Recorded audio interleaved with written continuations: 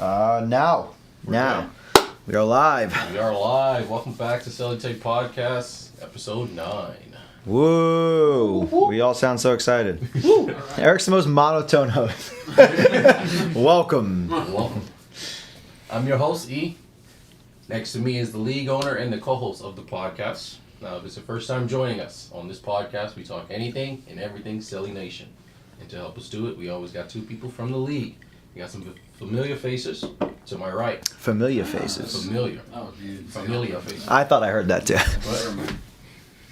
But to my right, we got the captain of the Reapers making his third playoff appearance. Mr. Chris Sauce himself. We'll see what happens. See what It never ends well for me. Nope. That's the mindset. Yeah, this year feels different, though, so that's the positive. I heard you don't have Braylon. Maybe. Okay. Maybe. That makes it 60% interesting. Maybe 70% maybe. No idea. We haven't talked about it.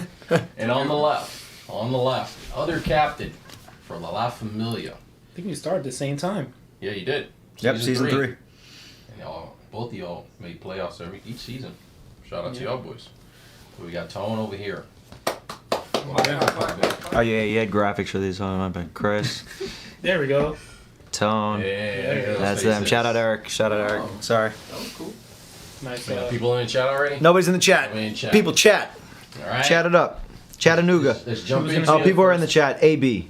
AB. Luke's in there. Axel. Maybe. Okay. I love Now- Dax, man. Let's Not jump bad. into it. Let's jump into it. Week 7, last week of the season. Very exciting, very emotional. Start with the first game. The Mambas and the Panthers. The Mambas beat the Panthers in overtime thriller, 76-74. We had, for the Mambas, Alex Sanchez turning up. God with damn. 37 points, 17 rebounds. Holy shit. Yes, Yeah, he went off. fucking disgusting. He's good. He's good. You got Shane following up behind with 12 points, with Dre also coming in behind with 12 points. Brandon Steed dropping his nice 10 points, 4 rebounds. And Antonio Hood. TP. TP. Big corner three. Yep, big corner three. Mike Parker in a losing effort for the Panthers. 23 points. Shot the hell out of the ball. Best he's ever shot. Yep. And you got Dame right behind him with 22 points, 9 rebounds. Phil, a little quiet, 14 points. Fouled out towards the end. I had a big game at 8 points with Gino coming in with 5 points. You did have a big game. Yeah, you played great. moments. You played great. Now, The fucking step back. for the Mambas, going into the playoffs, did you see any concerns in their game, or you think they're really legit contenders? I mean, if Big Bird's quitting, who knows? That is true. You're Big missing Bird is 6'7" guy that can fly. quitting. So I You think mean, that'll really affect him though? I don't see why it wouldn't. He's your biggest player. I mean, he's been a solid piece to them. Obviously, they don't give him the ball, but Yeah. he's still a presence in the paint. It still helps to have a guy that's 6'7". Shout out Ash. Shout out Ash's big shot for the cookies.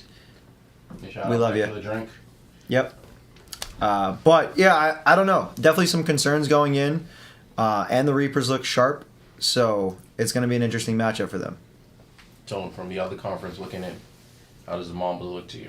I think the Mambas are just what you really expect. Just high IQ guys that are shooting the shit out of the basketball. Because Shane went nuclear against the Dogs. And he could do that because he has that shot.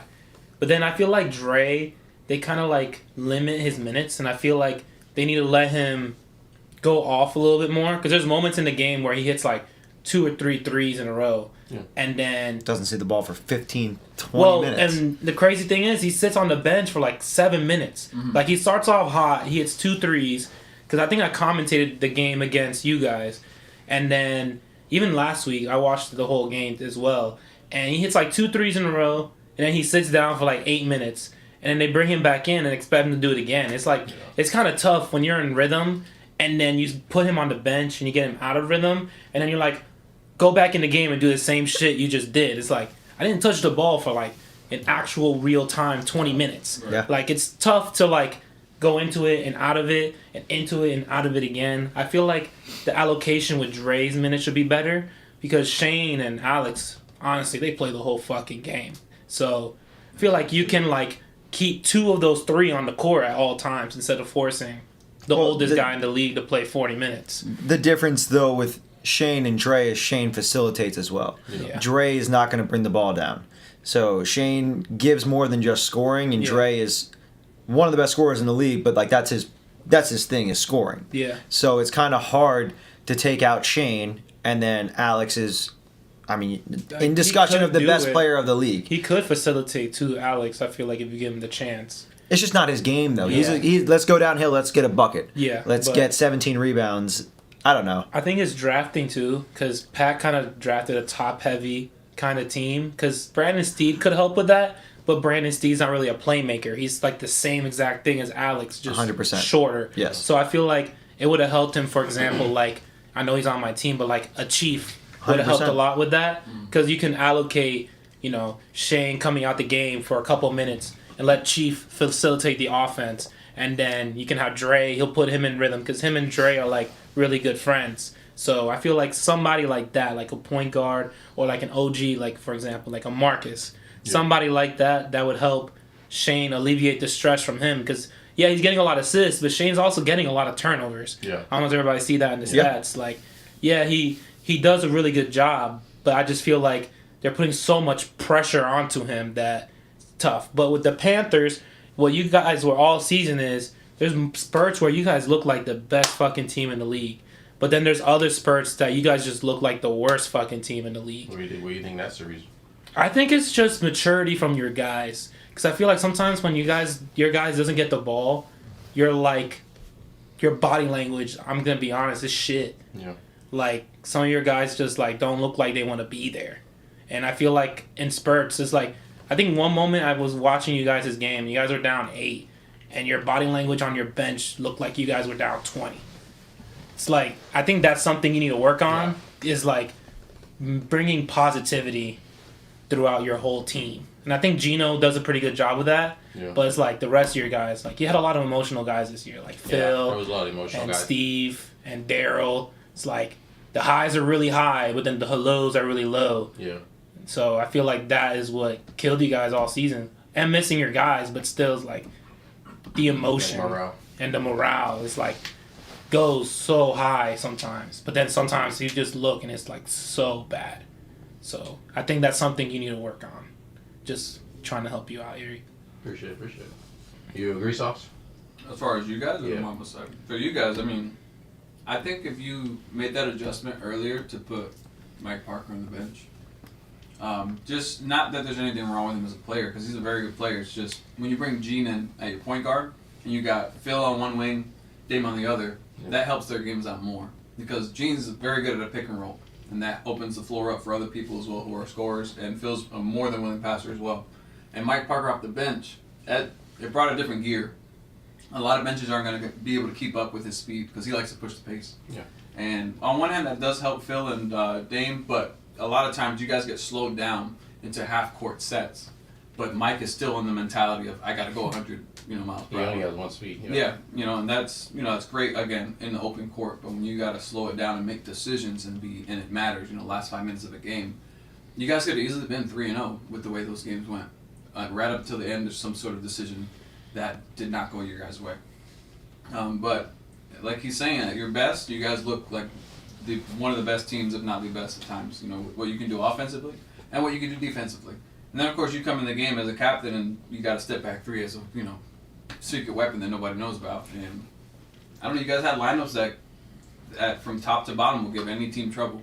You can go big. You can bring Steve in, and he's going to rebound. He's going to block shots. He's going to be a good presence inside, and actually has a really good. His best attribute is probably the outlet pass. It is.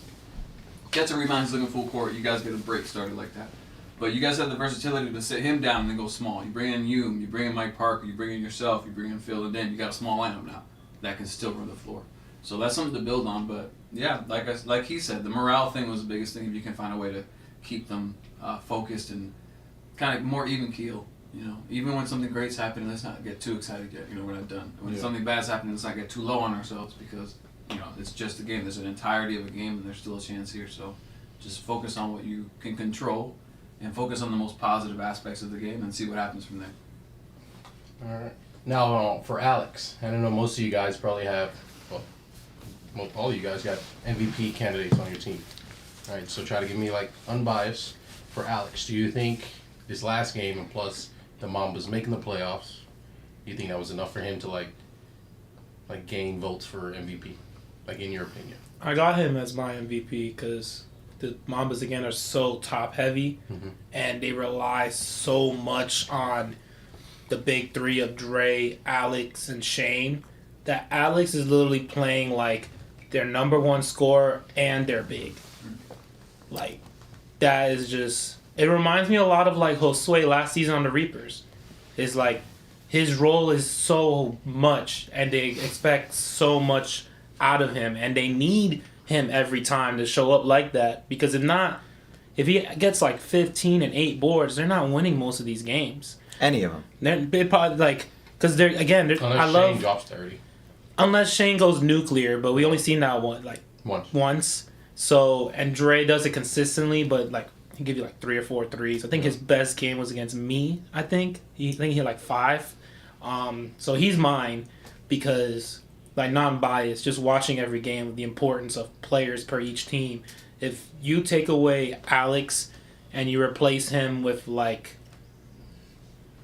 a Phil or a Dame, like, they'll win some games because of the IQ, but they're not going to win. They're not going to be 4 and 2, 3. That's what they're. Yeah. They'll probably be like 2 and 4, something like that, because they won a lot of close ones because of his heroics. I mean, he had a 20 and 20 game. He had a 30 and 17. Yeah. He like 37 and 17. 37 and 17. It's like. So he gets your vote for the like value perspective. Yeah, to me the MVP is like, if you take him away and you add another person to that team, how much would their record be? And that's why I voted for Josue over Braylon last year.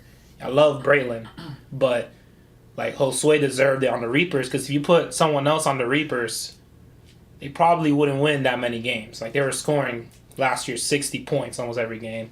Alex, he's a big and a scorer. Like, so to me, it's about the importance.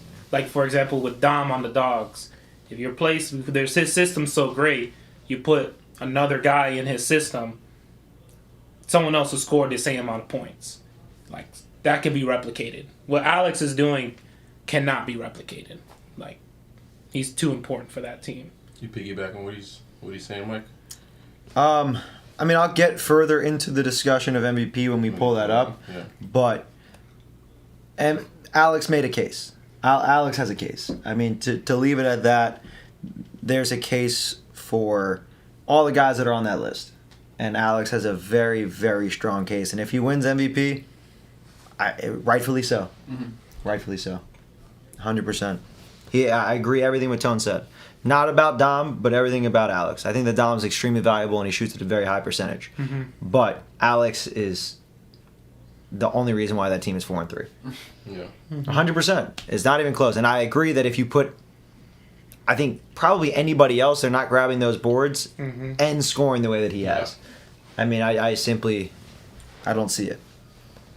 All right, let's go to game 2. Game 2, we got the Gorillas going up against the Ghost Riders. The Gorillas winning 84-70. We have late buckets. Double for Boog. Yeah, it was Boog turn. Shout out Boogie. Let's go. Really well. Good for Boog. I think I motivated him. I love when he stared you down. So great. Twice. Boogie with a mean double-double, 16 and 10, 7 for 11. Ty finishing with 14 and 12. Right behind him, we got Dean with 12 points. And Zane making an appearance, 9 points, 3 assists. For the Ghost Riders, you got X with 20 points, but he took 21 field goals. Wow. That's a lot. Yeah. No one else was there.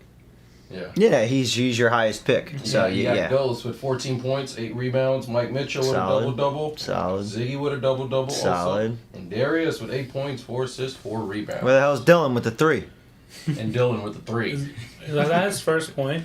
Of the season. Yes, of his career. Yeah. So shout out Dylan, Shout out Dylan. and also make sure to like, comment, subscribe. Shout out Batman. Well, no, Batman said it in the chat. So shout out Batman. Shout out 1v1 as well. But yes, make sure to like, comment, and subscribe. And we got a Johnny Victor in the chat. Okay. But let's talk about this game. Sorry to cut you off. Let's talk about it. Let's talk about the Gorillas.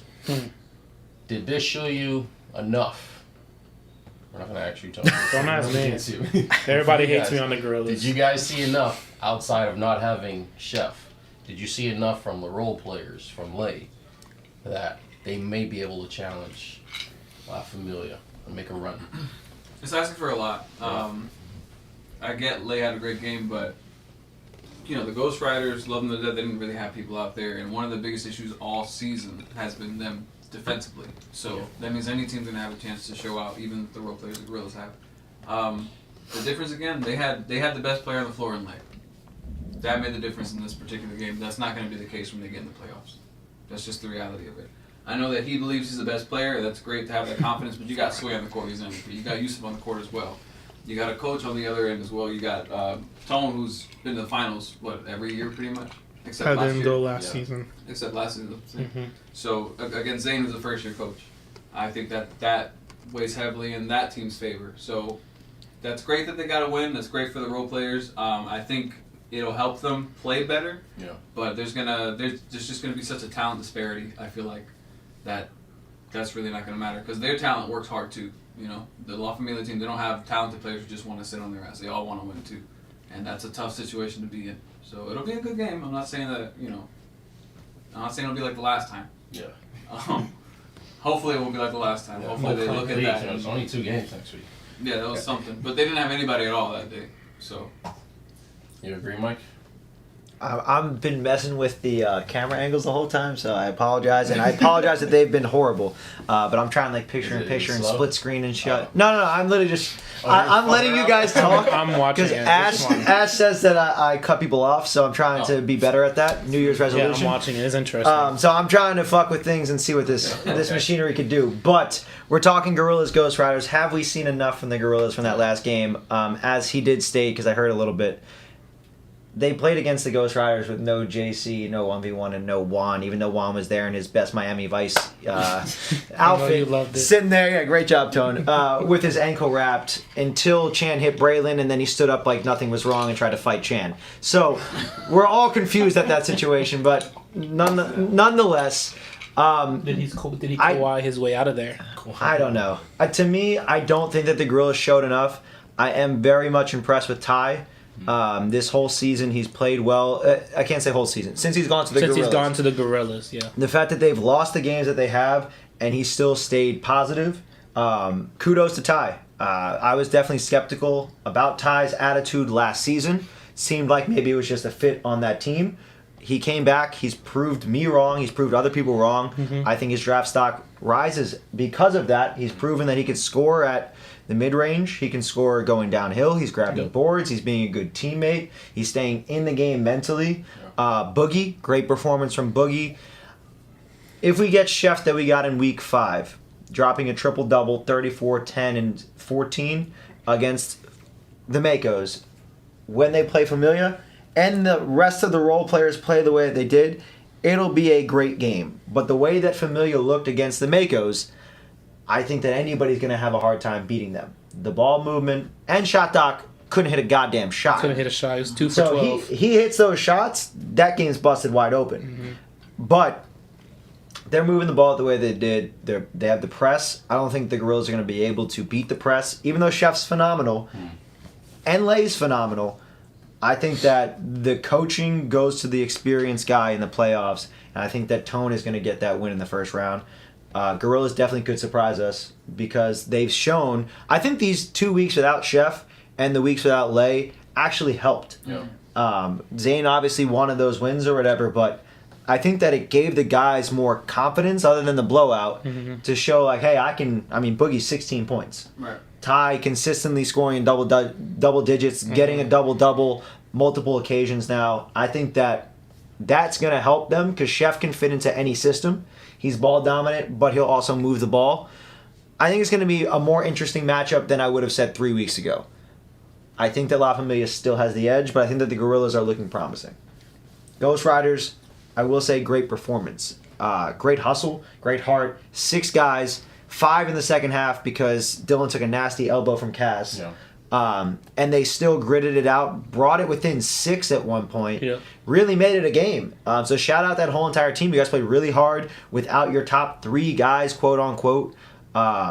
Free John Kerry And other than that, What did happen with John Kerry? don't know the story, but I've seen the posts. So free John Kerry. I love John Kerry. John Great Kerry. guy. Joel didn't even know they had a game. Joel didn't know they had a Oh. game. I seen that. I don't know what the hell the deal is with that. Your season doesn't just end because you lost, but it is what it is. Shout out Ghost Rider. Shout out Ghost. Love Ghost. Hell of a captain. Unfortunate series of events. Panthers Ghost Rider next season championship. Let's get it, Ghost. I hope so, You man. said I'm this rooting last for it. season. Yeah, that was. That's you said this I'm last It's season. similar. It's like, Yeah, I'm rooting for Same it. two again. Let's just start small. Ghost Riders Panthers playoffs. Yeah, I'm about to say you First round said this playoffs. last Winning season. record. You almost made it this year until the whole gym fiasco and the bottom seed didn't make it. But if we had every seed make it, you guys would have made it. you got something right? Yep. I'm gonna ask you this question since you played with Lay. Mhm. Between Lay and Chef, and you guys can answer too. Who are you giving the ball to?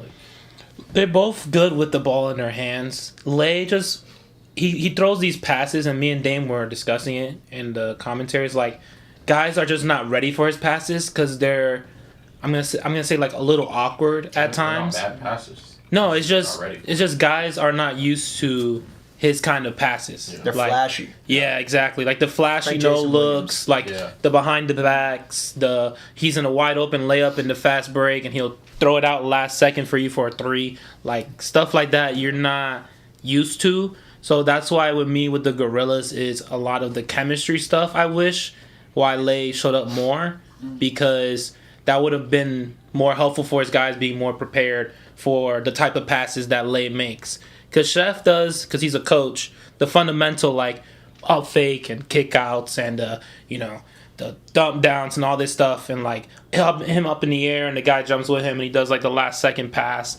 With Lay, it's like, you don't know when this pass is coming and you always got to be ready for the pass. Because when he was on my team, we discussed it for, like, long, like, 2-hour conversations about, like, where people need to be. Where do you want to throw this pass? Where do you want people to be? Do you want people to cut? Do you want people to do this? So, like, just knowing how his mind works, it's a lot for guys who don't really play basketball every day to be accustomed to the way he throws passes or the way he scores or, it's a little awkward at times, but it works, and that's how he gets into rhythm. So, You agree? Oh, I would think, if you're working with both of them, I think Chef is a better facilitator than a half-court set because of the fundamental aspect of his game. Yeah. Where you're not having to worry about, is he going to pass to me when he's not facing me. I think Lay's a much better facilitator in a fast break setting where things simplify for the other players on the court. Because like he's saying, they're just not. In a half-court set, you got to think a lot more. You got to be a little smarter. You got to be on the same page a lot more. And with someone with this high IQ as Lay, and not to say the other guys are bad players, I think they're just not on his level in that sense. When they're in the open court, it levels it out for them to where we're in your lane. The pass will come or it won't, one or the other. It's not like in a half court set where, all right, just make sure when you cut down from the dunker spot, like it's gonna be right here. I'm not gonna be looking at you. It's a lot more complicated. So they have a good problem in having 2 good point guards. I would rather have Chef in the half court, even though he's probably the better shooter out of the 2. I just like the way the half court offense looks with Chef running it as opposed to Lay. But then in the fast break again, Lay and him, I mean, it's 1A, 1B in that sense. But So you guys are saying basically like Chef would be more fundamental and what Lay you would have to like be based off like chemistry to like kind of know those passes are coming. that and just also his cadence is weird too. Like the guys in the league who have different cadences are difficult to play against and also with. Like Yusuf is another guy with the cadence thing where he's going to the basket. It's hard to tell when he's going to take a layup. It's hard to tell when he's going to pass it as well. Lay's got a different cadence and it's difficult with those kind of players. I don't know. For me, La Familia is the best team that I've seen deal with it. You guys also took Yusuf on your team, which makes sense to me why defensively you guys are able to deal with guys with different cadences. But it's not that one is more fundamental than the other. It's more how it affects them in the half court with the other players. Chef he's played with us too. That's the other thing. He's got a season under his belt with these players as well. So as far as chemistry is concerned, he's got a little more equity with the players than Lay does. And he's played at Lakeside. Yeah. He's played at open runs. He has way more experience with these guys. Yeah. So Lay's passes are going to look kind of crazy. But I bet if you put him on a court with someone he's played with for 2 seasons at least, like He looked like Magic Johnson on there. And Lay's also used to playing with like higher caliber kind of guys as well. Like I'm not saying anything wrong with CeleNation guys, but No, Lay, there's levels. There's levels to to it, basketball, yeah. and Lay's more used to playing with pros, and we're like amateurs for now. Even I'm an amateur playing. Like we're in a different level than Kind of a compliment. these professional guys. So it's a little tough to get used to the cadence and how he views the game, especially in a shorter season, and he didn't show up to that many games because of work. Yeah. So it's tough. Yeah, But they have the roster, they have the size, and they have the talent to make it a good game. It's all on Zane to put it together literally in a rushed situation. But if he figures it out and finds something that clicks, I mean, I it say can be a ride close boogie game. Wave, man. Ride that boogie wave. Well, I what mean- what you've seen when Lay and Boogie are on the court is Boogie does a good job of filling the gaps, and Lay does find him. It's a matter of Boogie just finishing those open looks because Yeah. he's getting open looks off of that. And catching the ball, too. There's a lot of times he passed it and there was a lot of fumbling. Yeah, it happens with Ty too. Ty Yeah. did it a couple times last week as well. Yeah. Game All 3. right, let's go to game 3. We got the Reapers against the Dogs. Tale as old as time. Red versus blue. We got the red coming up on top. 91-82, the Reapers. Braylon and Dom turning up. Braylon with 38 points, 8 rebounds. Dom right behind him with 31. I think that might be the highest combined points for like a first and second rounder ever. Probably. It was like Yeah, 69, probably. yeah. I did some math. I didn't see It's anybody up. there. You got Chili right behind with 11 points and Joe with 9 points. Kyson, nice little 2-2-2 and 2.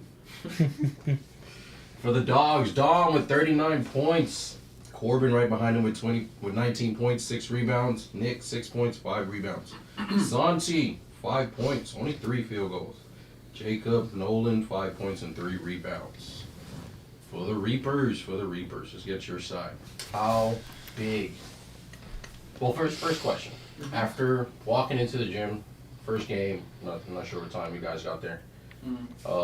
Find out there's a chance you can make the playoffs now. Did the mindset change, like, or was it always Well, coming into Sunday we're gonna have a chance to make the playoffs no matter what? For me, first and foremost, it was Dogs Week, so wanted to win regardless. Didn't matter the outcome of your game. I told my guys, control what we can control, which is everything that happens within our game. I'm always there for the first game and for the whole day. So I saw what happened. I saw your almost 4-pointer. I thought that's how we lost. And if, in all fairness, if that's how we didn't make the playoffs, more power to you. That was a crazy shot. But once it became evident that we had a chance, then that made it even easier to get these guys behind me, because regardless of the fact that they are on the Reapers, a lot of these guys don't have the same intensity that I do against the Dogs. Some of them do, yeah. Chili definitely does. Braylon. I know Braylon does as well. Hates me. Some guys are just, in all fairness, they're just having a good time. That's perfectly fine. So I have to find other ways to motivate them. Well, now it's like, hey, we make the playoffs if we win. That's it. That's the message, guys. We control this. So they're gonna give us a good shot, regardless of who's out there on the floor. We got to play our game, and I need everyone to do their job, essentially. If we all do our jobs, I've always felt that we were the best team. And in the times where this season we've all done our jobs at our highest capacity, we've looked like the best team. The problem is doing your best the most, throughout the game. You have to do your best more than the other team does consistently, and we haven't been able to do that over the course of the season. But pinpointing those moments, like the last game against the Dogs, that was one of the times where we see what we can do. Dogs are tough, though. I'll tell you that much. Dom Douglas is a handful. Santi only taking 3 shots. Thankfully, we did make it a point to stop him, to try to do our best and focus on him, because he made it 1-3. He got a screen. 2 of our players went away from him, and he ended up wide open. And I called a timeout right after that. So it's all right. Before anything, we talked about 3 guys. We talked about Dom, we talked about Dallas, and we talked about Santi. Those are the 3 important offensive players. Why the hell are we doubling Berg? I would double Berg. Why would you not? Why would you not? This is the thing. Berg scares me on the perimeter in a catch and shoot situation. He was in the paint. He set a screen and rolled, and we had 2 people go him and left Santi wide open. So, yeah, no. From my perspective, the Dogs always put up a good fight. They're tough. We just had 2 of the most dominant players we've had in our league, go off at the same time. Dom was aggressive. Our Dom was aggressive. Braylon was aggressive. And the guys around him, they just fed on that. Chili was taking shots. Chili was setting screens and just getting in there. He was being physical. Kyson getting physical. Joe came in and hit a few shots too. Everyone came in and they wanted to contribute to winning, and that's that was the great thing about that game. And of course that we made the playoffs. I'm proud of my guys. How are we looking on audio? We good? Only this mic is working. Oh. So just speak with your chest. Speak with my chest. Okay. You're Is that good. better? You've been loud. He's the one that Okay. whispers. You're fine. I think nobody else has said anything. So Tone, how did the Reapers look to you? They beat the number one team in the other conference. Do you think that's put enough confidence in you to think that they can make it out there? The Reapers are like the most inconsistent team I've ever seen in CeleNation. Ever.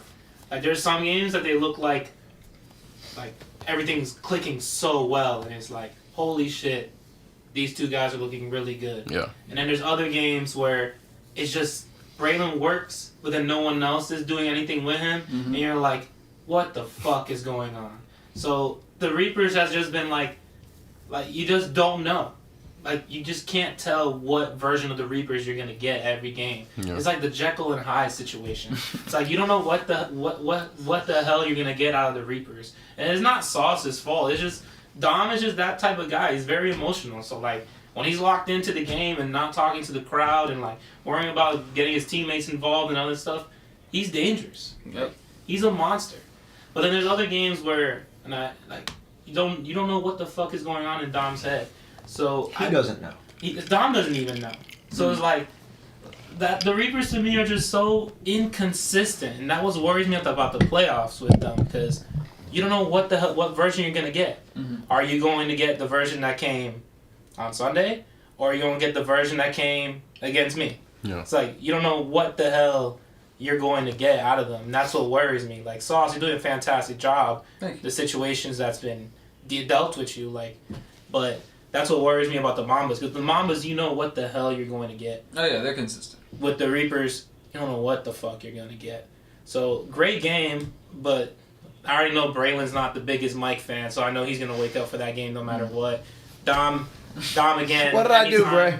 Anytime he plays Mike, he's going to wake up. Because he did this last season as well with the Panthers. He had a big game against... People don't like me. So, it's... With those two guys who are extra motivated, what worries me about you guys is, are you guys going to be as motivated as against the Dogs? I'll against wear the a Mambas jersey. Oh. Will that help? That's my worry. It's like, will you bring that same intensity against the Mambas that you did with the Dogs? Because your emotions and everything were locked in. But then, like, against the Mambas, was it like 2 weeks ago?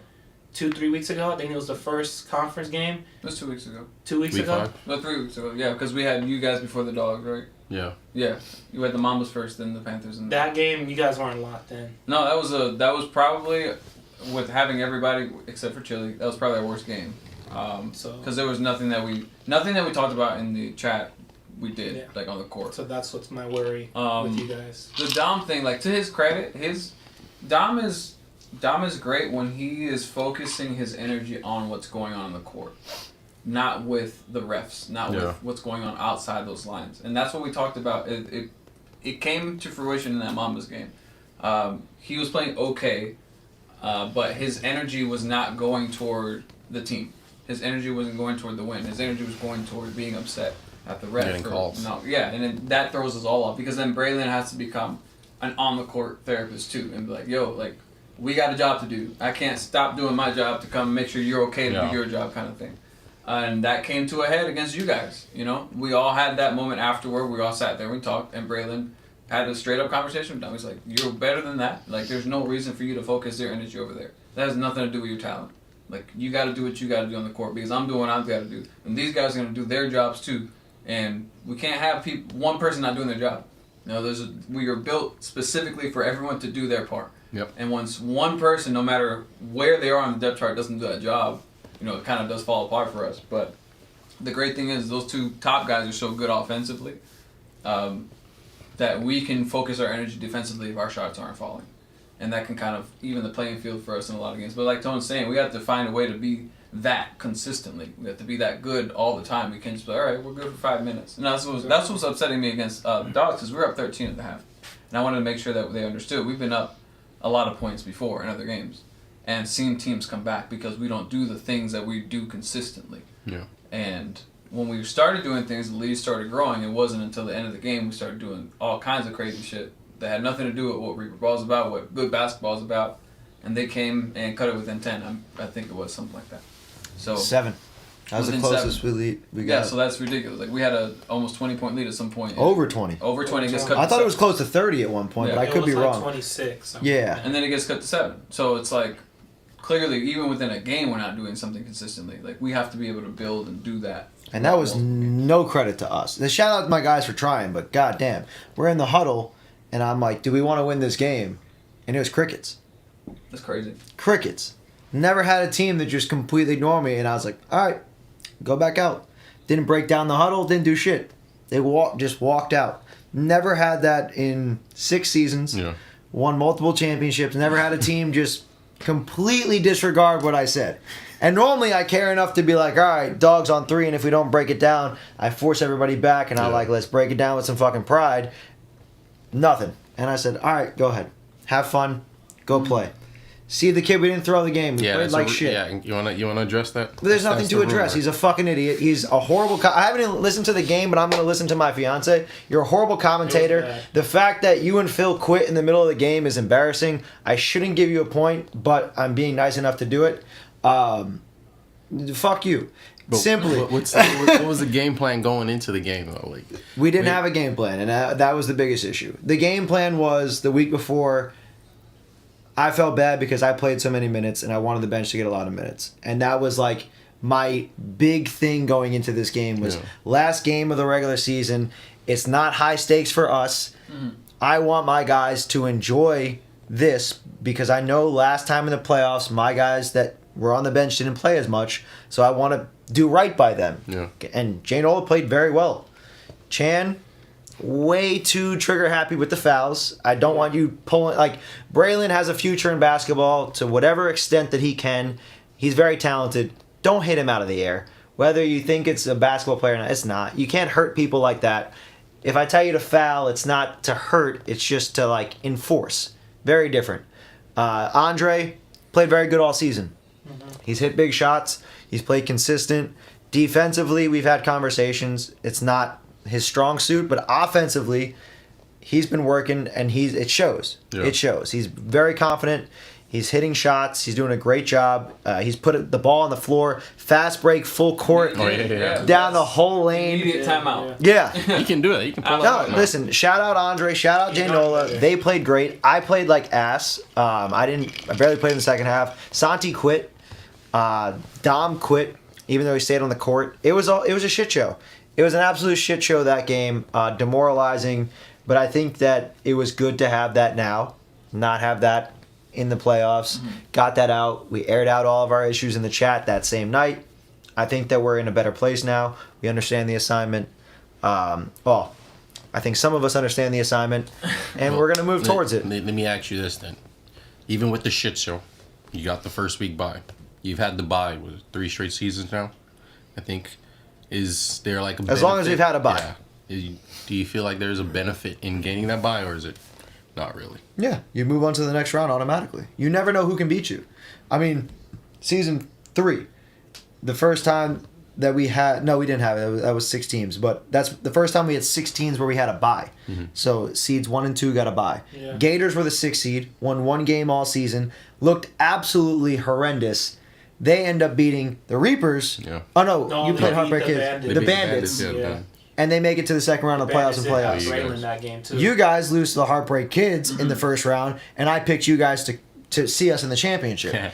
It was a whole, like, you never know in the first round what's going to happen because teams come out hot. It's completely different on championship day because you're playing 2 games. Yeah. So you win that first game, second game, who fucking knows? Yeah. It's anybody's game. It's who's in better shape, and it's who wants it more. Yeah. Yeah. Honestly, That back to back is tough. it's killer. It's killer. It showed in the first half last time. Thank God for Chris's halftime show. Gave us some time to recuperate. that's gave us what- some legs. Season 4, that's what happened. We were done. So it's tough playing that back to back, man. Yeah. Especially if you play a specific team. Like if you play against Las Vegas first, something you get pressed the fuck out of yourself the whole game, and then you got to go deal with the dogs and run up and down the floor Yeah. too. Like, I'm like, oh my god. Well, and if you're playing at Winter Park, it's different. Yeah. Silver Star is Way bigger. bigger, yeah. Bigger core. And I don't remember it being bigger, but Dom and Tommy, Dom's been harping how much bigger it is. I haven't been there bigger. since. It's bigger. Apparently, it's significantly bigger. I'll see you on Sunday, so I'll do some wind sprints or something. I'm gonna ref both wider. games. Well, It's crazy. wider and it's longer. He said it's high school size, Yeah. and you know Winter Park's nowhere near. So it's going to be a lot on that back to back. We experienced it last season, so I'm ready for it. I hope my guys are ready for it. We'll see. All right, let's get to the final game of the week. Game 4. We got The Battle of the Twins. Or is that what everybody's waiting on? We got the La Familia taking on the Makos. La Familia ending the streak that the Makos had. 14-game winning streak, 72-63. Shout out Tone and shout out La Familia. Shout out the good guys in pink.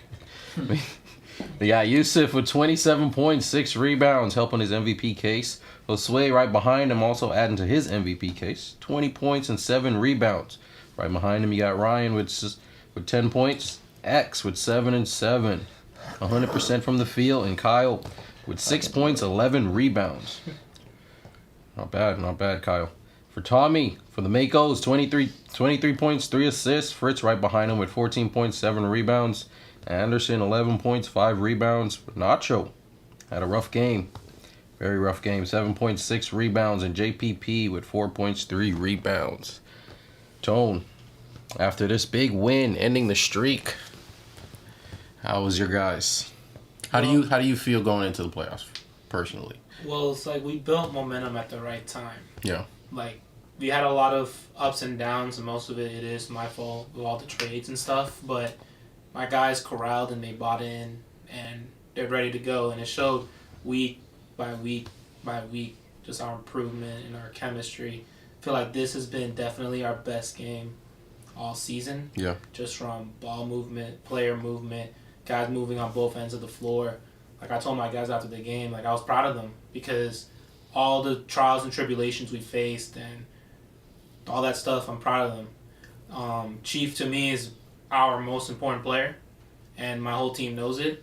Like offensively and defensively, he just keeps us all together. Yeah. He's our glue guy. He is my coach out there, and whenever Yusuf does Yusuf, and I love Yusuf, Yeah. Chief's like, here, take this possession. The rest of our guys, we can deal with it. And Yusuf's been doing really well. Like, he's been willing to be coached, and he takes criticisms. And sometimes we do yell back and forth, but it's like a little respect thing between us. Yeah. And, like, when I sit him on the bench, I tell him, like, hey, you're exerting so much energy. You just need to sit for, like, 5 minutes and just think about the game. Like, you're right now just, like, your brain is running like the Tasmanian devil. You just don't know where you're going, what you're doing. Sometimes you just need to watch the game and see who's in rhythm. Yeah. And in the second half, that helped because Ryan caught rhythm in the second half. Like, Josue is always Josue. But what helped us, honestly, is just our defense, man. Like, our defense is the championship defense, in my opinion, right now. Like, we held 2 top scorers to under 10 points. We held Dom under 10 points, and we held Nacho under 10 points. We just make it tough for guys to score on us because of how much we move and communicate on that end of the floor. So, again, it's all on my guys. I just do the game plan, and they execute it to close to as perfection as they can. And they bought in, and they ask questions, and Mo and Angel and all my other guys, they just play their role. Yeah. And they do really well. And they all bought in. They all talked to me after the game what they need to work on and stuff like that. Like, this has been probably the season where my guys actually listen to me the most, which is a lot to say because I've been to the championship twice, and everybody on my team is just locked in. So. And no disrespect to like any other like previous rosters you've had. No. Is this the most confident roster you have? This is the most playoff ready roster I've had. Because you have vets. Yeah. Exactly. You have guys that have Been there. Yeah. won chips. Yeah. You got your top 4 guys have won championship. Exactly. So you're in a very different system than Exactly. your typical ones. Yeah, because season 3, there was a bunch of new guys. And young. Bunch of young guys, Young's yeah. 19. Yeah. Vaughn's 22, whatever it Yeah. was. Santi's. Same age, Yeah. very young. Season 4, I've had a lot of characters, I would Yeah, say. You just didn't have the definitely. roster. That was Yeah. not the roster. That was your And- worst drafted team Yeah. by far. And it just helped because we had chemistry. Because we had a lot of the celebration guys. So You that still made it. carried us over there. Season 5, we were like the Mambas. Very top heavy. But more. Yeah.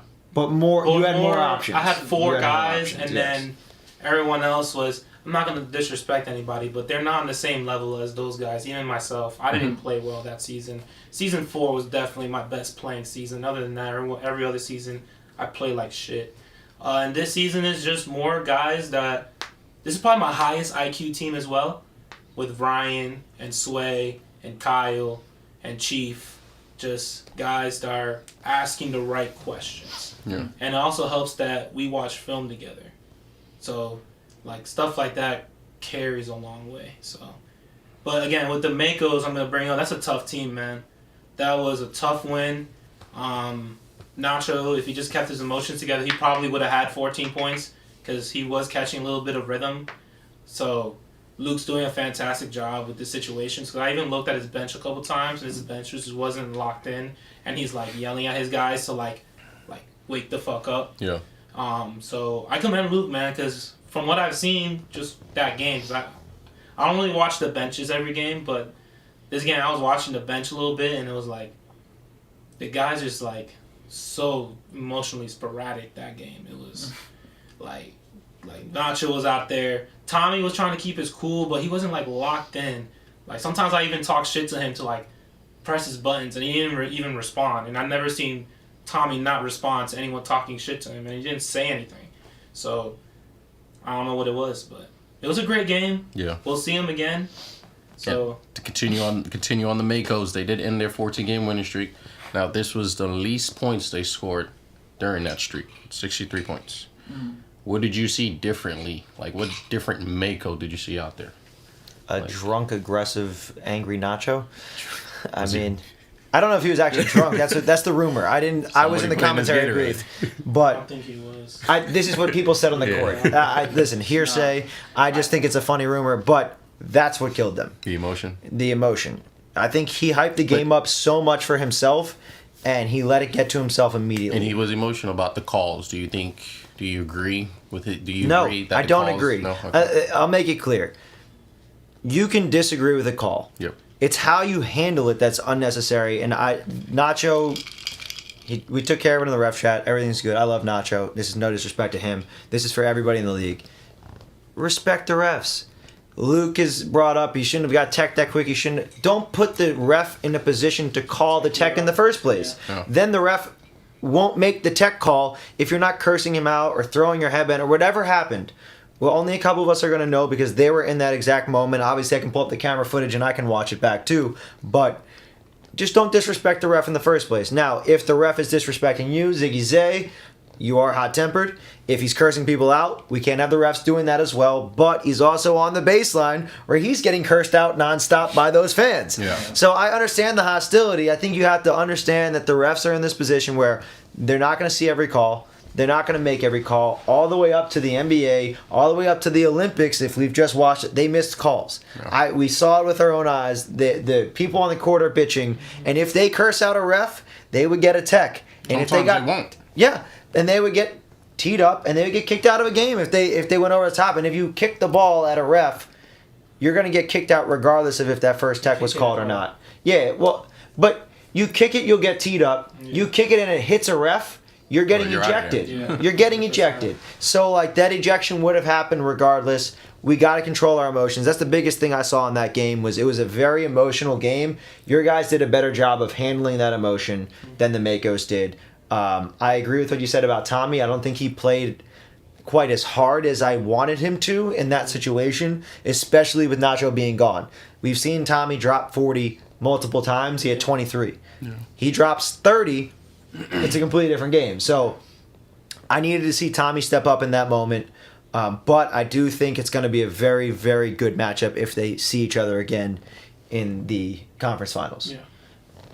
Do you piggyback? And also, do you think this game might have hurt Tommy or Nacho's like MVP case? Nacho's got 0 MVP case. Let's just be clear. He's not even on the ballot because none of the other people in that conversation have had a single-digit game. No disrespect to Nacho. He was on the ballot until today when I looked at all the stats and I saw 2 single-digit games, and Braylon's averaging 30-something. Yeah. Dom's averaging 30-something. Alex is averaging 20-plus, plus 14 rebounds. Like, Nacho's playing very well, but none of them are having a single-digit game in their season. Yeah. Just to be fair. You agree? As far as the MVP thing, Yeah. it's just a tough year. There's a lot of really good players. On one hand, Nacho has the benefit of playing with Tommy and Fritz, so he can kind of fill in as an efficient scorer. So his role is a little different than the other guys who have a lot more of the brunt to carry for their teams. Where do you stand on the reffing part then? As head He ref. was reffing that Yeah. game. I was reffing that game.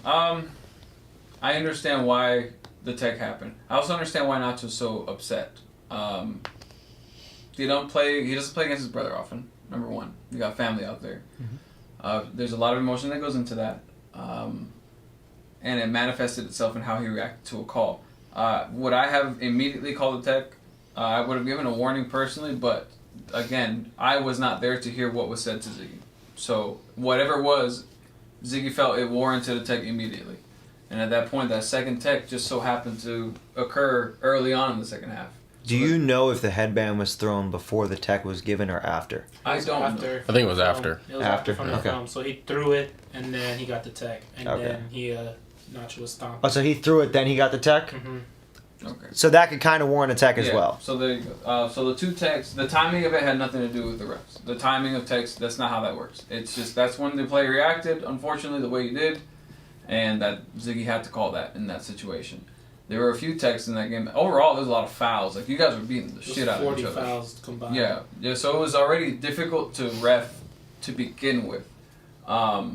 And then on either side, like it was a similar count on the foul count, but you guys It still was. God, they were so pissed. It was anyway. 20. It was 20 to 19. Yeah, it was literally a deviation of one. But no, it was rough. I don't think reffing had anything to do with the outcome of that. Just to be clear, those It didn't. There was two good No. teams that one team just happened to outlast the other one. Like y'all were both being physical, and it just worked out for one team more than the other.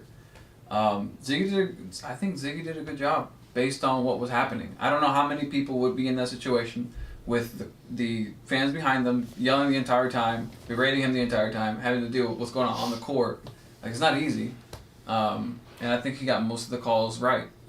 Same thing on the other end with Nick, who was letting them play too. I mean, Sway yelled at everybody. Like, Sway let everybody know what's up. Yeah, Sway's Yeah. gonna yell at you. All So three of the refs got it. So. Yeah, my team's terrible to officiate against. And I knew that going in. I was just like, well, this is going to be a long one. But, from my perspective, as a ref, you want to just control and influence as little as possible. And we were trying to let you guys play and let the play styles bear themselves out. But at some point, like, it was just too much. Obviously, we had to call 20 fouls for one team and 19 for the other. So. But I do like, in a game that's so emotional, the tech early. I think that's Yeah. like, it Just sets a sets the precedent. tone. Yeah, it's like, Yeah. you want to, whatever was said, I'm going to assume some curse words were exchanged. I'm going to assume something was said. You're going to say that. We're going to tech you up. We're not going to accept that. If somebody else does that, I'm going to do the same. Yeah. But I think if he's going to do that, all the refs need to communicate that beforehand and be like, hey, this is an emotional game.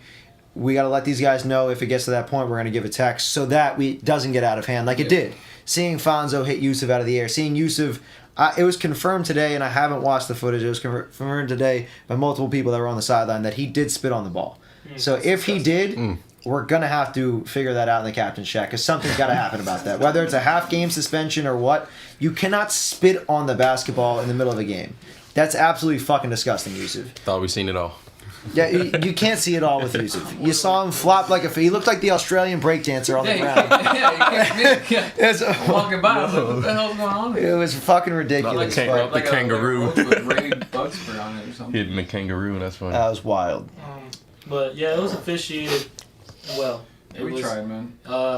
I mean, we got the first flopping tech of all time, so that also is in there. Oh yeah, let's talk about that. Let's talk about We got that. the, There's nothing to talk about. Yeah. We'll put it into the rule book after this season. it was, I was openly opposed to it. I was openly opposed to it after the game to the ref chat. Or not to the ref chat, to the captain's chat. We all know how I feel about it. I don't think we should call things that aren't in the rule book, but according to the captain who was called against and the guy who called it, It was made apparent many times to Yusuf the warnings that it was going to be called, Yeah, it was. and he gave the call. So at that point, it is what it is. My whole argument is we should just put it in the rule book if we're going to call it. I'm all for no flopping because I don't flop. I'm afraid to. So I got no shoulders to I'm flop. all for it. Yeah, I don't want to break my back. So I'm all for no flopping. All right. Let's talk about some point differential. Point Is that differential. how you talk? Is that how you say it? Differential? Beautiful. Differential? Good enough. Differential? In what context? What we got? Point differential For the teams. for the teams. So, starting on first, we got the Makos. 600. See, I did the stats for the whole team.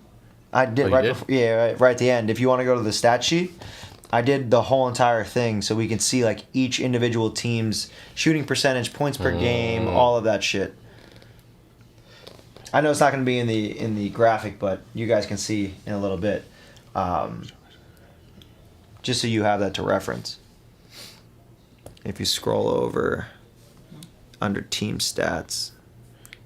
So, God damn it. There you go. Yeah, all the way. Okay.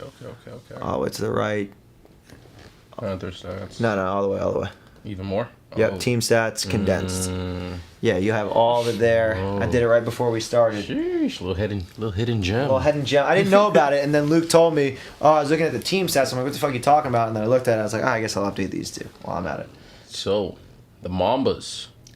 You want me to just go in order? Sure. Just go Why in order. not? So we got the Mambas, total points 544. Panthers right behind 479. Reapers. It's not in order, though. It's not in order. I'm just gonna list them off. We got the Reapers 515 points to Dogs 585, Makos 602, La Familia 510, 49, Ghost Riders 495, and the Gorillas 532. No surprise there with the Makos leading that. Assists, we got the Mambas 125. Wow. Panthers 86, Reapers 98, Dogs 152, Makos 108, La Familia 112, Ghost Riders 74, and Gorillas 111. Offensive rebounds. You don't gotta go through it. You don't gotta go through everything. You guys will see it tonight when I. So after. After. That isn't really gonna make me read all of that. Nah, yeah. There's like 7 That's the whole podcast. Podcast. We have a monotone of Eric just yelling stats. Just numbers. Yeah, Just no clue what the fuck is going on. No one cares about those numbers. All right, that will be in the stat sheet tonight. The polling goes live for all of the votes. That's what we're gonna get into next here. So the polling is gonna go live. When you look on the stat sheet, if you scroll all the way, you can see all the numbers he was just talking about. And make sure to like, comment, and subscribe if you have not. But go all the way to the right, and it's team stats condensed, and that's gonna be all of the information that you need as far as the points per game, assists, who's leading in each category. Go Dogs. Now we're But gonna. my quick question: though, Talk to when me. you look at the point differential, the Makos 74, and then you got the Gorillas minus 75. My question: what's more impressive, the Makos or the Gorillas? Because they Neither. made the playoffs. Absolutely neither. Absolutely You want to know not. why? Why? The Makos played the Reapers with no Braylon and Dom, and the Gorillas lost to La Familia with no Sway or Lay, and that's why those numbers are so big. Call it like it is. Both of those are their biggest point differentials, or else it would be Yeah. relatively normal. Just saying it like it is. Makos are still by far the most impressive in the league offensively, but their point differentials would not be the same if they played full strength teams every single week. You all agree? Well, yeah. I mean, Yeah. You That's can't just- really argue that. Yeah. That's just the reality. Yeah, it's just what it is. What it is. Yeah. Yeah. All right, you want to get into the? Yeah, we're gonna go season 6 player awards. Ooh, yes. This is the fun stuff. We have 6 different nominees for MVP. Dom Douglas of the Dogs, Braylon Pickens of the Reapers, Alex Sanchez of the Mambas, Tommy Ross of the Makos, and then 2 Familias, Sway and Yusuf. I'm not going to read all the stats out loud like Eric did. We have them all here on the screen for you. I'll leave it up as we discuss for a moment here. Looking at it, obviously Braylon leads the way in points per game. Assists per game, Tommy leads the way. Rebounds per game, Alex leads the way. Field goal percentage, Sway leads the way, just barely over Alex. Turnovers is a three-way tie between Dom, Tommy, and Sway. Steals, Tommy by far with 21. And blocks. 15. Oh, Alex has 15. Excuse me, good eye, Tone. Turnovers, Alex has 15. Steals, 21 for Tommy, and 6 blocks for Alex. While it's up, who do you guys in the comments think should win the MVP? You guys are going to get a chance to vote tonight. It's going to go live, probably about an hour or so. It's going to be up for 24 hours, so 11 to 11. I'm going to be watching it the whole entire time, and if you make fake email addresses, Band Up Vaughn, I'm going to know. So, Coach Tone, who do you got? MVP, you said it earlier. Yeah, Alex. Alex is my MVP. I know I got two guys on there, but it kind of hurts their case that they're on the same team. I didn't know who to pick. They both have phenomenal numbers. No, I know. That's what I'm saying. Yeah, It hurts I their didn't know who to case pick. for both of them that they're both on Yeah. the same team. I didn't want to together. not put either of them up there because they both have really good numbers. No, yeah, no. I'm happy that they're on there, Yeah. but just being honest, it hurts both of their cases that Yeah. they're on the Well, same. they can't be the MVP because they're both so valuable. Exactly. Well, yeah. So, but I was just trying to be nice because I know They Yusuf deserve to be on there because they've both been playing fantastic. and but- Yusuf will blow himself up if he Yeah, doesn't win. Yusuf will kill me. So not And you'll me. kill me, but I still got Alex, man. It's just yeah. it's the importance of the team, and It's that, and you look at the stats. He's doing it offensively and defensively, kind of, because he's leading the MVP candidates in blocks. He's And also- second in steals. and he's leading in field goal. Field goal well, percentage. and My, rebounds. Well, yeah, he's right 0.6 behind. He's Sway, right behind yeah. Sway. Yes. yeah, I would probably say Alex also. What about you? I've got Bray and Alex tied. They do the same. The role is the same. If you don't have that guy on that team, it falls apart. That's the reality. If Dom did what he did this season, regardless, we win some of those games are close enough where we can pull those out if a role player does something. But if Braylon's not in any of those games, we lose every game. If he's not scoring his points, we lose every game. I Now, agree. Alex is the argument for Alex obviously is the defensive side of things because he's a great help defender, which is evident by the 6 blocks.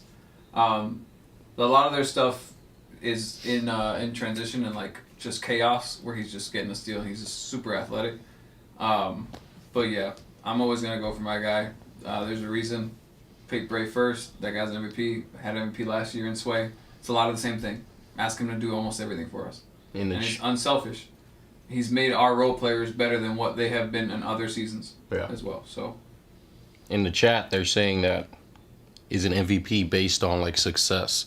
So what does a success of a team I think that it's mean to you guys in like your MVP? you guys voting? can all decide what you think an MVP is. Yeah. There's different ways to look at it. There's numbers. You can Yeah. look at who's got the best numbers.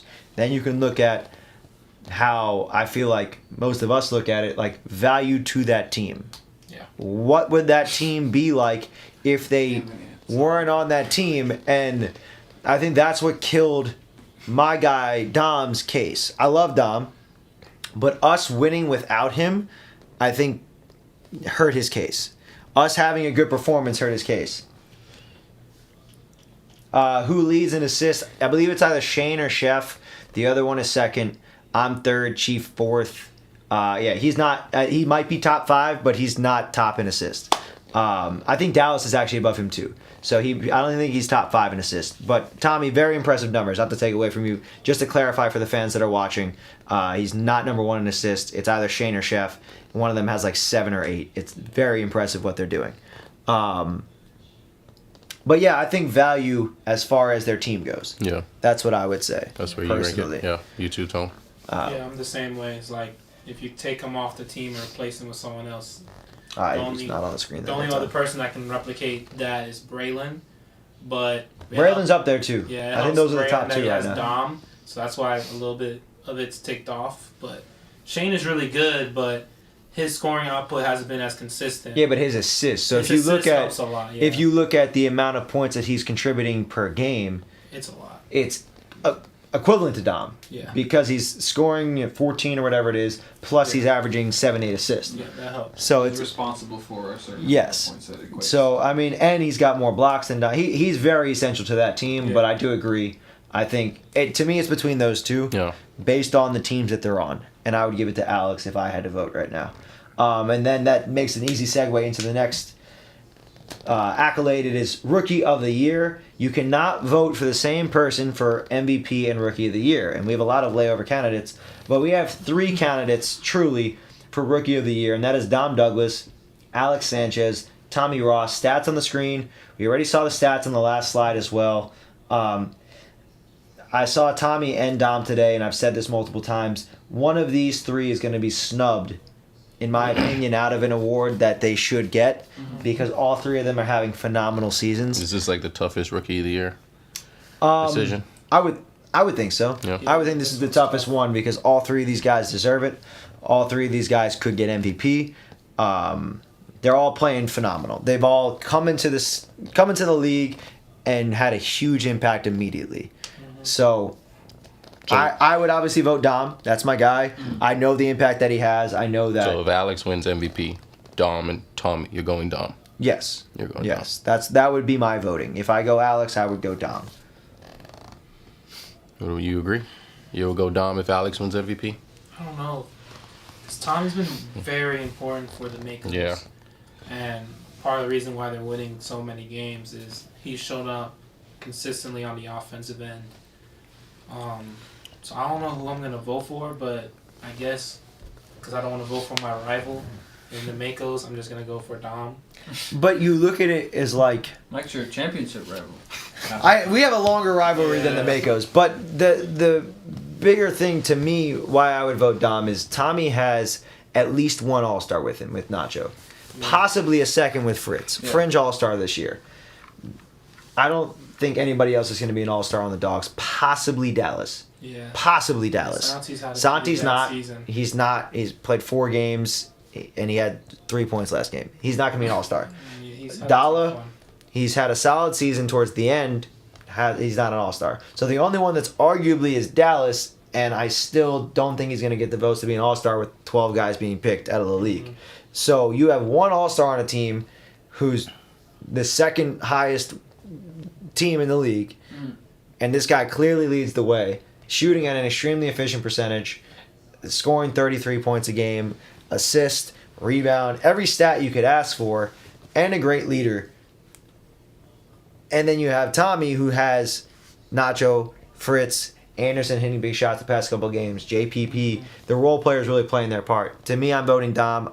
Once again, I'm biased. So do you guys take the Rookie of the Year, like the MVP, where it's like a value perspective, or is it more just like stats? Like who has the better stats for that? Stats can only say so much. Yeah. Stats can be padded. They once again, you guys had the game. The Makos had the game against the Reapers with no Bray and Tom, and Tommy put up 40-something points. So like, cool. What does that do for me though? That's stat padding. At the end of a game against you guys, I got extra steal off of Steve because nobody was trying. Now you're defensive. What are those stats? Exactly. Now I'm DPOY. But like, what do those stats really mean in garbage time when people aren't playing, when people aren't like when we're stat padding? What does that do? We haven't been in a true blowout. All of our games have been relatively close. We haven't had a 40-point win. We haven't had a 30, 20-point win. So Dom's had to earn his points and close out games in tough games. The Makos have breezed through competition. I mean, I don't know. Personally. Where do you stand, Sauce? Alex won MVP. Because I went Braylon for MVP. Oh yeah. I'm going Alex for Rookie of the Year. Well, that's an easy one then. Yeah. So, I mean, if that's how you feel. It's nothing against the other 2 guys. They're great. Tommy's great. There's a reason that the Makos have the success that they have. They play a certain way, and Tommy's the spearhead of that. Same thing with the Dogs. The Dogs, their best punch is Dom, and he's an incredibly efficient scorer as well. He's a bigger Nacho in my estimation. And then just what Alex is doing, his first season, he has the benefit of playing with 2 guys that he knows, but that's pretty much it. Like, he's playing with what other people view as one of the weaker benches on top of that.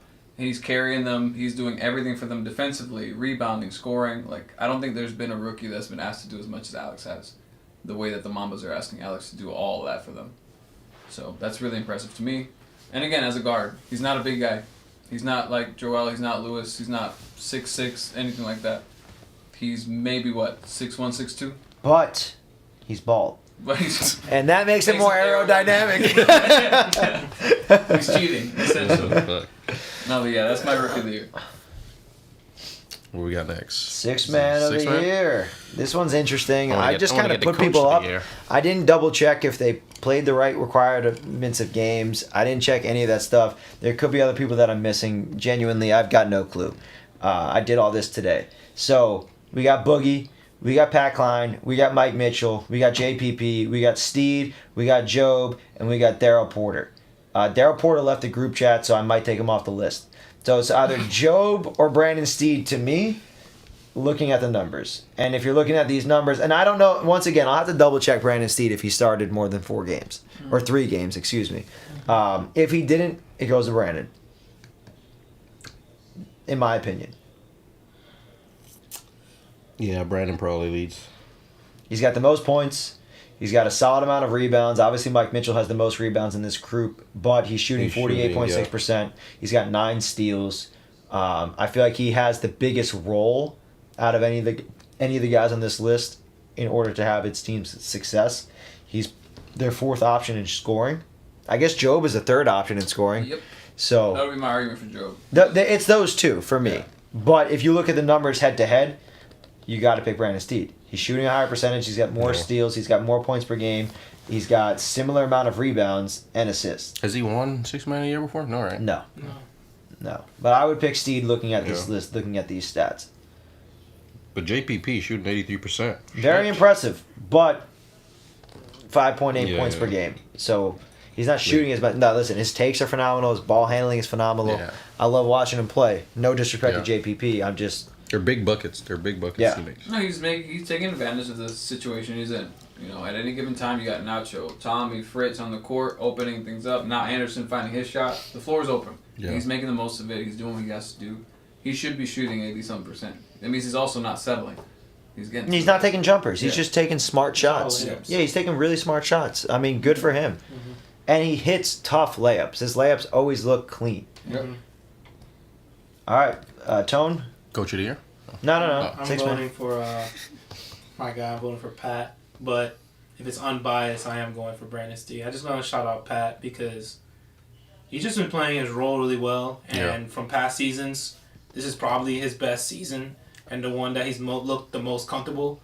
And him having 10 steals on that list, and he's not the most athletic guy. He's 4 of them were in one game 5 against the of them were in Gorillas. one Okay, game, so I know. you got to take like the stat padding. It's the stat padding. but I gotta shout him out because I he's know. been playing well. And- And he had that one. He had a couple big games for us, and even with the Gorillas, the 3 games he played, He plays well. he played really well. He's had I a think good season. This is definitely his best season, just playing wise for him. Yeah. Consistently. Consistently, Yes, consistently. So I just want to shout him out because he's another guy that's really bought in, and I just want to do that for him. He's on my MIP ballot.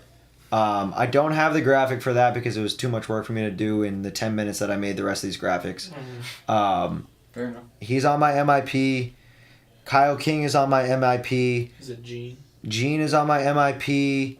And somebody else. It's not Steve the Kid. No, I had Fritz. you Yeah, initially. Fritz. Fritz. Yes, Fritz was the last one. I had Steve the Kid, and then looking at the numbers, Steve actually It's the same. and Kinda he success. went worse in a couple of things. And then I had Mike Parker because I thought Mike Parker, and he actually went worse in a couple of things. So it didn't really make sense to Did me. you check Dallas? I don't think so. I feel like Dallas. Dallas could have been on that list as well. He's played very well this season. But once again, very quick glance for all this shit. I was just going off top. To me, Pat Klein and Gene, looking at the numbers, are the two that have improved the most. Big Bird visually has improved the most. His competency, the way that he plays the game, but statistically, it's not really showing. You guys will see in the poll, in the Google form, when you're voting for MIP, you can click for every single category. You can click and see the stats, but MIP will have their season 5 stats right underneath their season 6 stats for each player that's on that list. So you're going to be able to compare directly, and you guys choose whoever you think. I love watching to see who you guys think deserves these things because it's really cool for me. So it's hard to know right now without the numbers in front of us who we would pick. JPP made a good point. Win percentage. That'd be a good thing to look up. But It's a lot. That's a lot to look into. I can look that up in the off season. I Yeah. got 4 months, so That'd be cool. MIP definitely a toss up. There's definitely a couple of names in there. And final one, Coach of the Year. We're all captains here, so I mean we don't really have Hey, to put vote that for vote that. in for me, man. Yeah, vote for Eric. He almost made the playoffs. Yeah, this is. But yeah, I it's- think Coach of the Year, I'd probably have. I mean, I think Luke was probably winning in landslide, but after that big win, that's kind of a toss up now. Definitely It was the same toss thing up. last season. Yeah, I was up, he was up, and and then then you, Luke yeah, beat me Luke, twice, and then he got it. a little deja vu. I'm putting myself in the hat. 5-2. Oh yeah, you are 5 mean- and 2. Yeah, bye. Gotta get a little bit of credit A here. little credit, yeah. I mean, I think it should be the top 3 teams. Yeah, I think It's these guys understandable, had yeah. to deal with the most as far as their personalities are concerned. Like, in spite of winning. I've never seen a team win and be so upset about it. I mean, it's one that's not even on the team. Yeah, well, it's like I'm out of here. No, but, yeah, you three have the record for it. You guys have We got a lot of tone in the chat for Coach of the Year. I mean, he just beat he just beat the Makos. There's a point. Again, and he took on a player that most people perceived not a winner. Yep. And yet, here he is again. He took him on, and they didn't miss a beat. Ooh, Ziggy, that's a good one. Tie for MIP. I'll look at his numbers from last season before I upload it.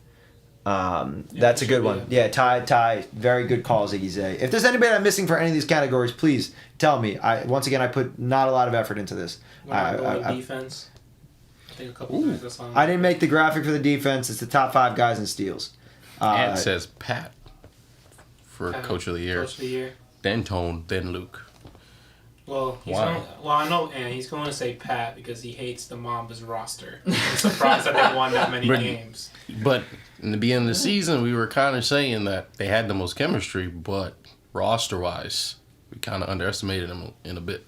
I just don't think So- we knew how good Alex was. So do we kind of, I think does that kind of with help him a little bit? I think with the Mambas, it's more Alex willing them to win, Yeah. and plus Pat also is having a lot of help with TP. Yeah, It's but all you the- got to look at. To me, Pat lost Coach of the Year against us. I don't think he's even close in that conversation because of that loss. When you're up by 13 with 5 minutes left, and you let TP decide we're going to slow the game down when we've scored when we're going fast, and then we come back down 13, and you allow me to hit 2 big threes, and then Dalla to hit a big 3, wide open, uncontested. You're not Coach of the Year. I'm sorry, Pat's not in that conversation for me. I love Pat. I said last week if he was a captain, I would play for him. That's not Coach of the Year. Coach of the Year is making the adjustments late game, closing out games. Luke did it against the Ghost Riders. Tone, you beat Luke. We had a big comeback. We just had a bad loss. That hurts my resume. Top 3 teams are the 3 teams that deserve Coach of the Year. I don't think it's even a question. I don't think Pat's in that conversation. Simply. 4-3, you're not Coach of the Year. Yeah. You drafted the team. So you're responsible for the roster. You're still the coach of whatever that is. Even if you trade 3 of the guys to the Gorillas, you're still responsible for whatever roster you have and to win with it, whatever roster you have. No matter if you're playing for season 7 like Zane, you're still responsible for that roster. You're not Coach of the Year. The bottom half, there's no chance. If you guys get votes, it's because your teammates had a great time, and I'm happy that you guys get votes. There's only been a couple of captains that got 0 votes. I'm not going to name names. One of us may be standing here, sitting here. No, you got votes. They like you. It's that you build a good culture for your guys. Even though you can't make it to the playoffs, your guys have fun. You still have a group chat from last season. My group chat didn't even talk last season, and we made it to the championship. It's very different cultures. Yeah. All right, you guys heard our stands on the MVP. I mean the award voting tonight. You said tonight at 12. It goes 11. live. 11. Probably 11:30. once I look at tie. Knowing our time, 11:45. No, it's already done. It's already up. You guys have the link. But tonight, put your votes in. Go ahead and vote for who you think should win MVP, 6th Man of the Year, Coach of the Year, MIP, and all that good stuff. All stars as well, but I don't want to get into that discussion. That's for you guys to pick. You want to give our predictions for 12 All Stars or no? Nah, it's gonna it's take too way late. too long. Yeah. We're already at an hour 20. Shush. All right. Ideal Selling Nation build. This is a great topic from Eric. I can't take all the credit. Shout out Dallas and Berg. Nah. Take all the credit. Take all the credit. Shout out those guys. Ideal Selly Nation build. We have 10 different criteria. We're going to have to speed through the predictions for next week, but luckily it's only 2 games. Yep. So we're good. Ideal Selly Nation build. You have IQ, court vision, ball handling, jump shot, finishing, speed, defense, athleticism, swagger, and mentality. All right. Now the way it works is you choose one player for each category. All right. So we're gonna. It's a lot. Well, I'll bring up the graphic again so we can go over it. We'll start with IQ. Yeah. Shane, now, do we? I don't think that one's really. And it has to be players in the league now. Not all, current okay. players. So, current season 6 Selly Nation players. I would say Shane then. Shane. Yeah. You agree, Shane? I'm going myself. Okay. Let's go on. I could agree, either Shane or Chief. I can go Chief's up there too. Yeah. I don't know. I was gonna put Shane for Either court one. vision. I can see why for Shane. I mean, come on, man. Look at the guy go. Yeah. He's got. Look at the guy what is go. He, 43? Yeah. I think he's 40, 41. But yeah, the dude's smart. The dude knows what he's 40 doing. years of ball on us. He wins all the time and everything. It's Shane is my IQ. Court vision. I would go Chief there. I would go Lay. Ooh.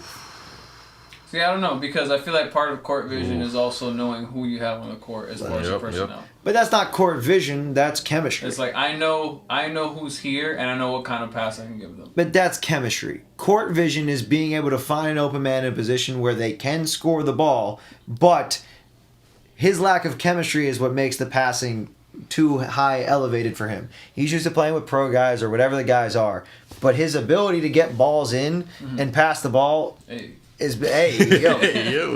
I think it's better than Chief. I think looking at the way he plays. Well, I picked IQ myself, so court vision I'm going Shane just because it's enough. IQ. I love Chief, but if it's me there, I think it's a good dude right there. Fair enough. All right, ball handling. So, who did you pick? For court vision? Yeah. Damn, I went Chief for IQ, court vision. I don't mind Lay for court vision. I see what you're saying. And he does, I've seen him in the open court again, and that does take some court vision, so I'm not mad at the Lay one there. Okay. Ball handling? Ball handling. Chef. I love his dribble package. It's either him or JPP for me. I love the way JPP dribbles the ball. I'm gonna go Chief for that one. Chief's got a couple nasty behind the backs. Unfortunately, he didn't finish them, but I like his handle package. I'm gonna go Dame. I'll go Dame ball handling. I like Dame's ball handling. No, I like Chef. I haven't seen anyone take the ball from Chef. Yeah, the dude's good, man. All right, what's the next one? Jump shot. The prettiest jump, Braylon. I love watching Braylon's jump shot. It's either him or Nacho. But I go Braylon. The way he elevates, way he elevates, man, it's beautiful to watch. I gotta save athleticism for Braylon, so I'm gonna go Nacho. Yeah, Nacho for sure. I wish I could pick Montel for athleticism. I like Ryan jump shooting personally. Yeah, he has a. I don't like the way his jump shot looks. I don't like either of the way their jump shots look. I like the result, but I don't like the way that they look. No, it's just it's the same thing. It's consistent every time. So that's what I like about Ryan's jumper. All right, finishing. Finishing. Sway. Oh yeah, Sway. That's easy. Nah, Sway, man. Sway's the only one that's finished like 70%. Yusuf, because his finishing package is crazy. It is. He gets into tight places in that two-step. Yeah, but he also just threw the ball off the rim for no reason, and he does stupid shit. Whereas Sway is simple. We're adding his finishing package with the IQ and the court vision that we're including. Yeah, but I'm looking at finishing as just a matter of he just gets to his spot so easily, and he doesn't have to do the other shit because he knows I play once a week. I have 3 kids, and I'm just gonna throw this ball with my left hand. It's gonna go in 65% of the time. I'm taking Sway's finishing. I love both, but I like how pretty he finishes his layups. I'm gonna go. It's not pretty. It's spastic. It's still. I'm still gonna pick him. And now, if I don't pick him for something, I'm gonna get him tonight. So I have to pick him for something. IQ for sure. Attitude. And picked you for finishing, Dylan. Oh, I love it. At Lakeside, Can we go I'm a Nick? monster. Nick for finishing. Fuck it, Nick. No, I think I can agree with Sway. Yeah. I mean, I was there for it. I saw firsthand. Like, Yeah. You know he's left-handed. You know it's going. He's going to get to and the he's still finishing it. It's like, all right, whatever, man. Go ahead. All right, Let's speed. go speed.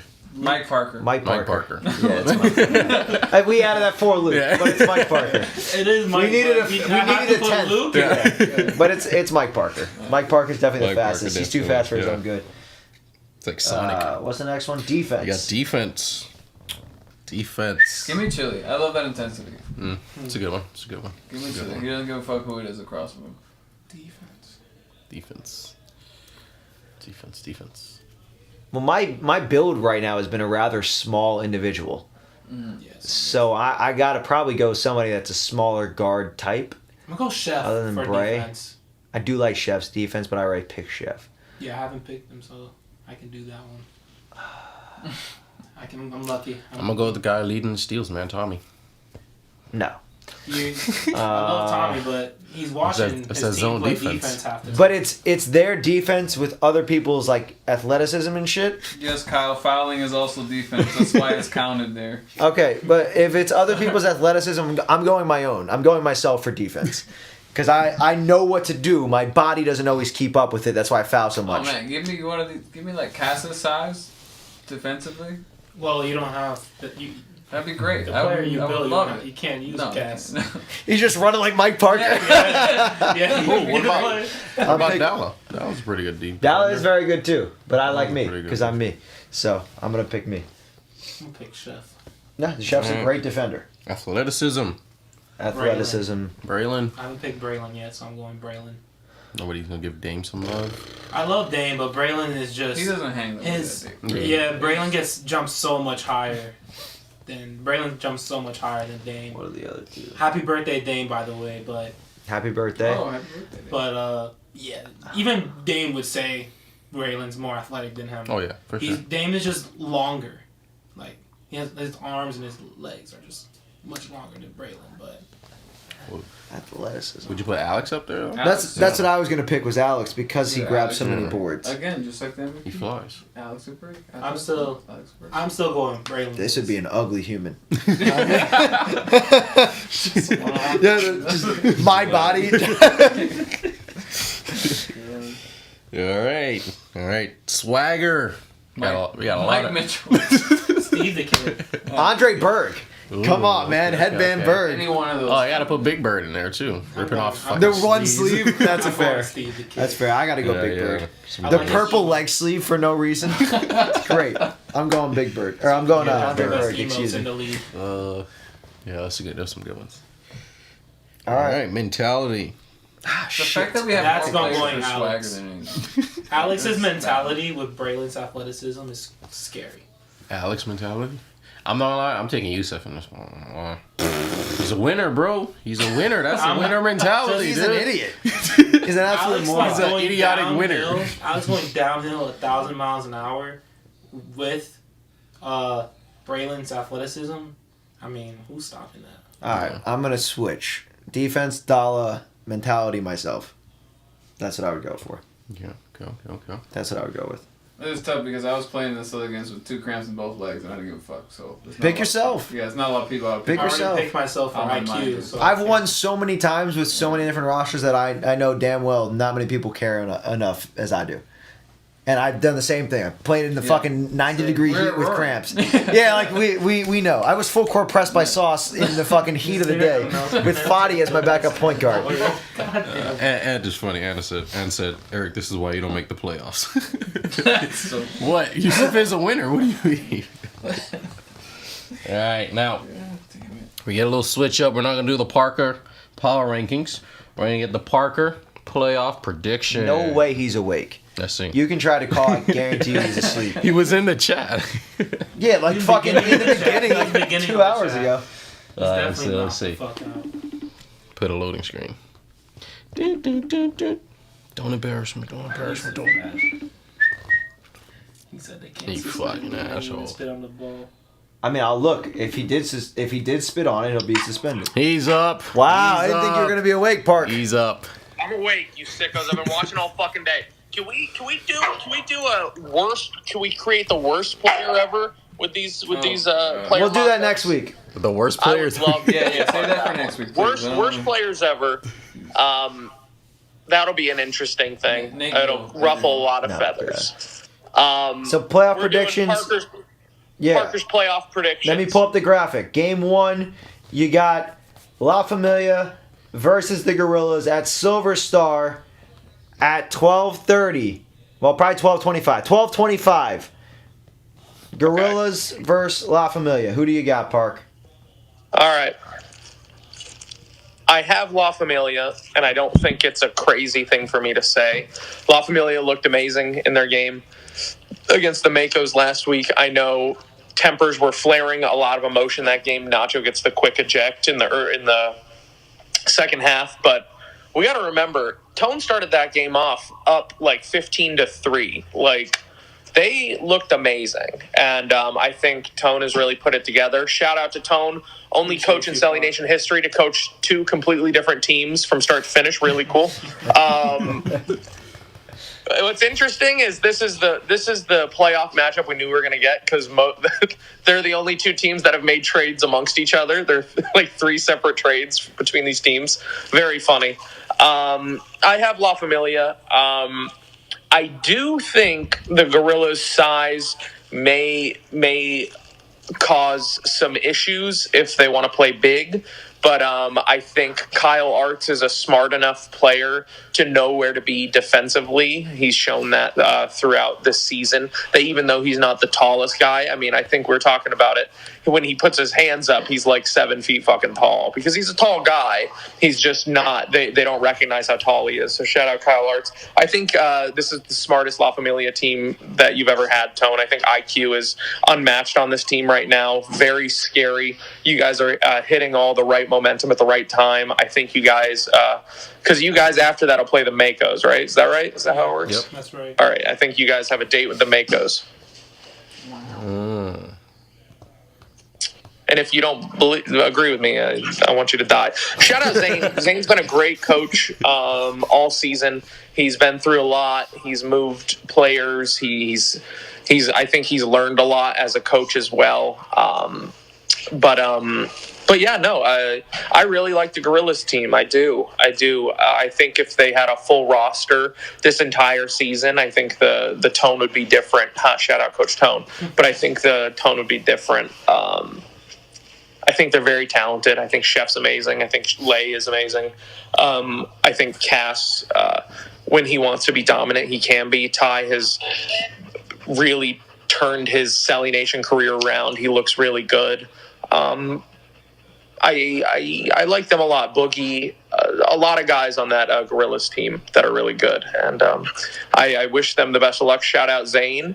You've completed what 2 coaches haven't been able to do in 2 years. So I'm proud of you. I'll make the playoffs in your face. We can't root for you.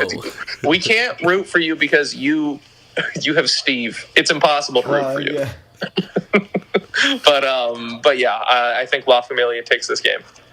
All right, let's make our predictions as well while we're all here, and then we'll get into the last game, and then we can wrap this shit up. Sauce, what do you got? La Familia.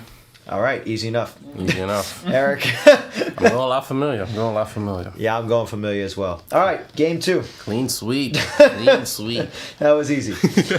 We got Reapers and the Mambas going at it. 135 or 140-ish at Silver Star Rec Center next Sunday. We may have a Braylon appearance. Oh, may not. Oh, we may or may not. What's the word, official word? Sauce?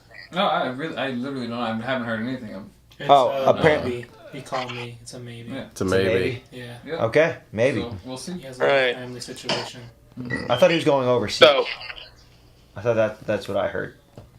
No, I've heard it's a family situation. Hopefully everything works out. Okay, well, hopefully he's okay, Yeah. and hopefully he shows up for Sauce's sake. But let's just say Braylon's love there. you, Bray.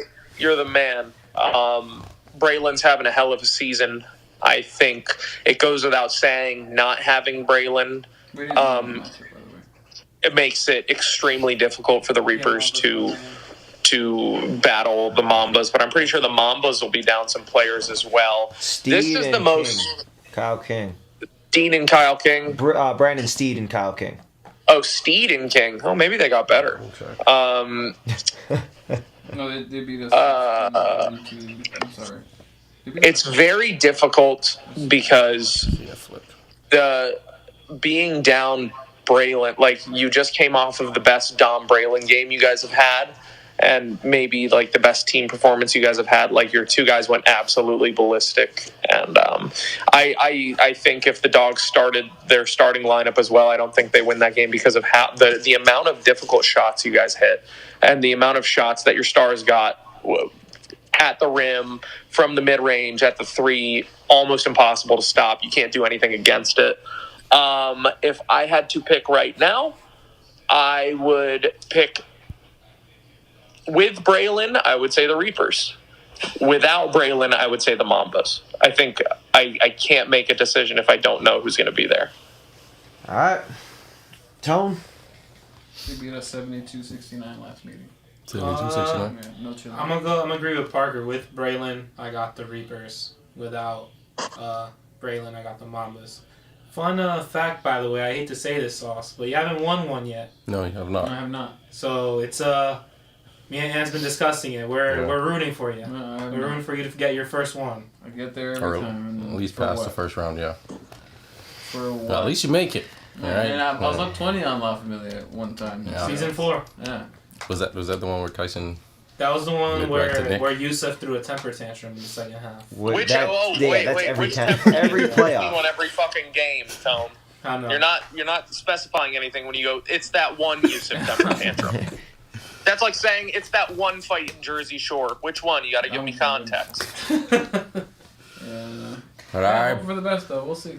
all right, Parker. We'll let you go to sleep. All right, catch fuck you you. I next love you. We love you too, Park. All right, so That's a bullshit. you got the Reapers. Yeah, of course. Personally, if you have Braylon and Dom for the whole entire playoffs, you guys are my favorite team to win it. Like, Braylon and Dom. No, I'm legit. A Braylon fucking ass. Braylon and Dom. That's on it. I don't think Dom, I hope you're still in the chat. I don't think no team can like really stop those two.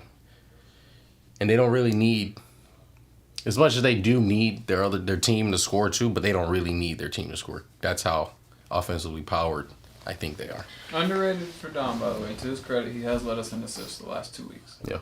So And he will do that too. He will do that. Well, He did it good for the news for Panthers. us. Eric picked you guys, so that means you guys have no chance. She's never made the playoffs. I would pick the Reapers if you have Braylon. Yeah. And if you don't have Braylon, I'm picking the Mamas. I know I'm just, We're all just saying saying the same thing, but yeah. I'm reffing the game. So I don't want to be biased towards anybody. I would obviously love to beat the Reapers, but whoever wins. I'm going to be taking the baseline with the fans. I've heard that there's a lot of complaints, that there's a lot of people Bring a that are boxing being gloves. mean. No, well, if they want to be disrespectful, I have the authority to kick them out. So we'll see how rude they want to be. So I'll take that baseline this week, and we'll see what happens. I have both of those games on that baseline. So tell your parents, don't be disrespectful. Tell your family, don't be disrespectful. Respect the calls that we make. Respect the players in the league. Don't talk shit. We're here to have fun. It's a Sunday league in Orlando, Florida. Just have fun. Just have fun. Dude, I'm not drunk. My hand was hurting holding the phone. And I did hold it for the whole segment, by the way. I love that Kyle said I was a Reaper for one game. What a time. Yeah, that's true. Sauce, you guys barely lost that game, and you got the tech for throwing the chair. Oh yeah, because Yusuf made substitutions for me. I don't know. Forgot about the I remember. chair. I was like, Yeah. "Fuck it, I guess it's your team. Yeah. That was a- Man, what a time. All right, guys. Thank you guys for tuning in. We appreciate you all. We will Yes, see sir. you guys next week when we are just 4 days away. 4 days away from Championship Sunday. It should be a great time. Have a wonderful night. Voting will be up in 26 minutes, so be on the lookout in the Facebook group for your voting. Once again, if you're not in the league, don't vote, or I'm just going to delete your vote. Thank you.